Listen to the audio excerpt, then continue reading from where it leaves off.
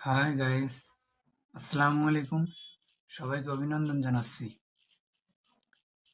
Topic সংক্রান্ত আলোচনা শুরু করার আগে বলবো, সুন্দর সুন্দর শিক্ষামূলক ভিডিও পেতে চ্যানেলটি সাবস্ক্রাইব করে বেল আইকন প্রেস করুন, যাতে চ্যানেলের নতুন ভিডিওগুলো সহজে দেখা যায়।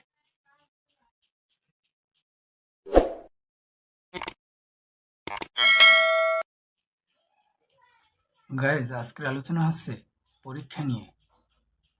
স্টুডেন্টদের স্কুল কলেজে যে পরীক্ষা নেওয়া হয়, আসলে সেই পরীক্ষার উদ্ভাব বা আবিষ্কার কে করেছেন তাই নিয়ে আলোচনা। গাইস, পরীক্ষা পদ্ধতির উদ্ভব বা সূচনা হয় চীনের সুই রাজবংশে খ্রিস্টপূর্ব ৬০৫ খ্রিস্টাব্দে। ১৯ শতকে হেনরি ফিশেলের মতো ব্যক্তিরা শিক্ষা ব্যবস্থায় পরীক্ষা পদ্ধতি চালু করেন। হেনরি ফিশেল ১৯১৩ সালের ২০ নভেম্বর জার্মানিতে জন্মগ্রহণ করেন।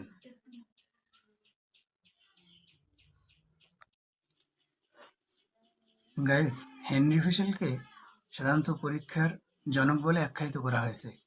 তবে প্রাতিষ্ঠানিক পরীক্ষার সূচনা মূলত প্রাচীন চীনে, যা ষষ্ঠ শতাব্দীতে শুরু হয়। ষষ্ঠ শতাব্দীতে চীনে কেজু বা ইম্পেরিয়াল এক্সামিনেশন চালু হয়। এটা ছিল সরকারি চাকরিতে নিয়োগের প্রথম মেধাভিত্তিক পরীক্ষা। আর এভাবেই চীন থেকে পরীক্ষা পদ্ধতির সূচনা হয় এবং বিশ্বব্যাপী ছড়িয়ে পড়ে। এরপর আধুনিক পরীক্ষার ধারণা আসে হেনরি ফিশেলের হাত ধরে উপমহাদেশে, যা প্রাতিষ্ঠানিক রূপ দেয়, যেখানে কলকাতার বিশ্ববিদ্যালয় ১৮৫৭ সালে প্রথম পরীক্ষা নেয়, যা ম্যাট্রিকুলেশন অর্থাৎ ম্যাট্রিক পরীক্ষার ভিত্তি স্থাপন করে, যা ৯০ দশক কিংবা তার আগে ম্যাট্রিক পরীক্ষা নামে পরিচিত ছিল।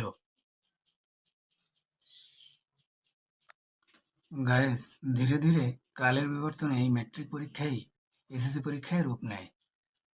এরপর আধুনিকতার ছোঁয়া পেতে পেতে শিক্ষা ব্যবস্থায় আরও বিভিন্ন ধরনের পরীক্ষা পদ্ধতির প্রচলন শুরু হয়।